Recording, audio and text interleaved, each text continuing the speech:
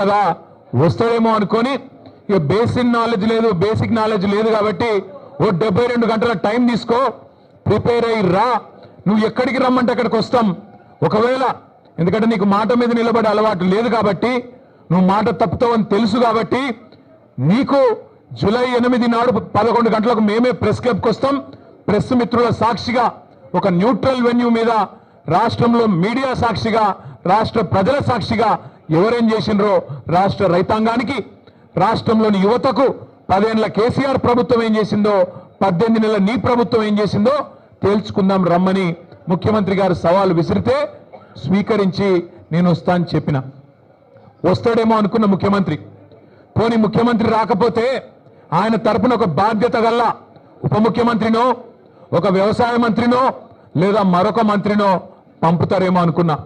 కానీ ఇవాళ తేలిపోయింది, రేవంత్ రెడ్డికి రచ్చ చేయడం వచ్చు తప్ప చర్చ చేయడం రాదు అనేది మాత్రం ఖారాఖండిగా తేలిపోయింది. రేవంత్ రెడ్డికి బూతులు మాట్లాడడం వస్తుంది తప్ప రైతుల గురించి మాట్లాడడం మాత్రం రాదు అనేది స్పష్టంగా తేలిపోయింది. ఇవాళ బేసిక్ నాలెడ్జ్ లేని ముఖ్యమంత్రి, ఆయన ఇరిగేషన్ అధికారుల సమావేశంలో తాను ముఖ్యమంత్రి అనేది కూడా మర్చిపోయి ఏ ప్రాజెక్టు ఏ నదీ బేసిన్ లో ఉంది అని ఒక చిన్నపిల్లగాడు అడిగినట్టు అడుగుతుంటే, ఈయననా మన ముఖ్యమంత్రి అని చెప్పి, ఈయననా మనకు న్యాయం చేసేదని చెప్పి రాష్ట్రంలోని రైతులు ఇవాళ బాధపడే పరిస్థితి.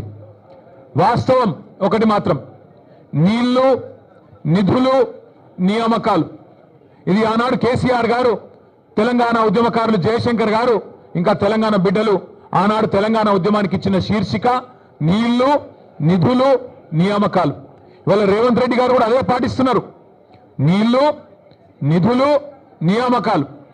నీళ్ళేమో ఆయన గురువు గారు చంద్రబాబు గారికి కృష్ణా నీళ్లను, గోదావరి నీళ్లను తెలంగాణ రైతులకు సున్నం పెడుతూ, తెలంగాణ రైతుకు మోసం చేస్తూ అక్కడ కింద గోదావరిలో బనకచెర్ల కడుతుంటే దానికి పచ్చజెండా ఊపుతాడు.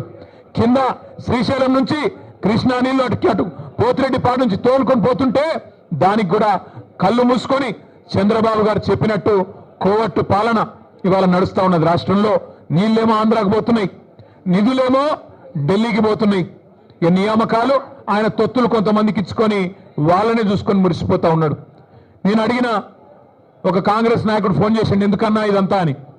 నేను అడిగినా, మరి మీ ముఖ్యమంత్రి పిలిచిండు కదా, ఎక్కడ పోయిండు అన్న ఢిల్లీకి పోయిండు అన్నాడు. ఎందుకు పోయిండు, ఏమిటి పోయిండు అని నేనన్నా. ఎరువుల బస్తాల కోసం పోయిండు అన్నాడు. ఎరువుల బస్తాల కోసం పోయిండట. ఎట్లుందంటే ఇది, వెనకటికి ఎవడో తాటి చెట్టు ఎక్కిండట. ఎందుకు ఎక్కినవా తాటి చెట్టు అంటే, దూడకు గడ్డి కోసం ఎక్కిన అన్నాడట. రేవంత్ రెడ్డి ఎరువుల బస్తాల కోసం పోయినట్టు ఎవరు నమ్ముతారా రాష్ట్రంలో? రేవంత్ రెడ్డి ఏ బస్తాలు తీసుకొని పోయిండో ఢిల్లీకి అందరికీ తెలుసు. రేవంత్ రెడ్డి వాళ్ళ ఢిల్లీ బాసులకు, కేంద్రంలో ఉండే పెద్దలకు ఏ బస్తాలు మోస్తాడో, ఏ బస్తాలు మోసి ఇవాళ ఆ పదవి కాపాడుకుంటున్నాడో రాష్ట్రంలో చిన్నపిల్లలకు కూడా తెలుసు. మనోళ్ళు సోషల్ మీడియాలో మా తమ్ముళ్ళు చెల్లెళ్ళు మంచిగా ముద్దు పేరు పెట్టిండ్రు. పే సీఎం అంటే పేమెంట్ కోటాలో తెచ్చుకున్న సీఎం పదవిని ఎప్పటికప్పుడు పేమెంట్లు ఇచ్చుకుంటూ కాపాడుకునే బాపత తప్ప నీకు రాష్ట్రంలో రైతుల మీద ప్రేమ లేదు, రాష్ట్రంలో గిరిజనుల మీద ప్రేమ లేదు, దళితుల మీద ప్రేమ లేదు, 42% రిజర్వేషన్ ఇస్తానని నువ్వు మోసం చేసిన బలహీన వర్గాల బిడ్డల మీద ప్రేమ లేదు, 2500 రూపాయలు ఇస్తానని నువ్వు మోసం చేసిన ఆడబిడ్డల మీద కనీస గౌరవం లేదు. ఇట్లా చెప్పుకుంటూ పోతే ఒక్కటంటే ఒక్క విషయంలో కూడా ఈ ముఖ్యమంత్రి గారు ఇప్పటివరకు సఫలం కాలేదు. ఆయన వచ్చినా రాకపోయినా నేను మొత్తం లెక్క తీసుకొని వచ్చిన. రాష్ట్రంలో మొన్న వేసిన రైతు బంధు అయిపోయింది మొత్తం వేసేసినామని చెప్పిన రైతు బంధు, దానిలో డొల్లతనం కూడా ఆయనకు చెప్దామని వచ్చిన. స్వయంగా రేవంత్ రెడ్డి నియోజకవర్గం కొడంగల్లో, స్వయంగా ముఖ్యమంత్రి ప్రాతినిధ్యం వహిస్తున్న కొడంగల్ నియోజకవర్గంలో ఇగో రైతు బంధు రాని రైతుల సంఖ్య, మొన్న వేసిన రైతు బంధు 670 మంది రైతుల పేర్లు, వివరాలు, అడ్రస్లు, ఫోన్ నంబర్లతో సహా తీసుకొని మరీ వచ్చిన. అట్లే రాష్ట్రంలో రుణమాఫీ కాని రైతుల జాబితా, లక్షల సంఖ్యలో ఉన్నవారు, వారందరి జాబితా కూడా తీసుకొని వచ్చినాం.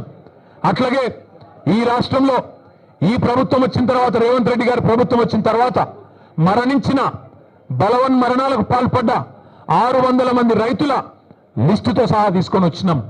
అట్లాగే ఈ రాష్ట్రంలో బోనస్ రాక, పంటలు అమ్ముకునే దిక్కులేక, ప్రభుత్వం కొనక మిల్లర్లకు అమ్ముకొని నష్టపోయిన రైతుల జాబితా కూడా మీరు ఇవ్వమంటే ఇవ్వడానికి సిద్ధంగా ఉన్నాం.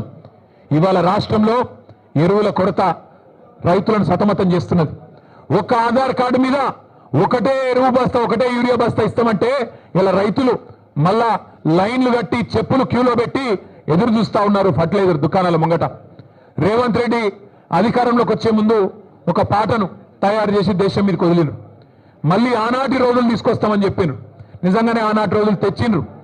ఆనాటి రోజులు కరెంటు కోతల రోజులు, మళ్ళీ ట్రాన్స్ఫార్మర్ల పేలిపోయే రోజులు, ఆనాటి రోజులు ఎరువుల కోసం విత్తనాల కోసం లైన్లలో నిలబడే రోజులు మళ్ళీ కాంగ్రెస్ ప్రభుత్వం తీసుకొని వచ్చింది.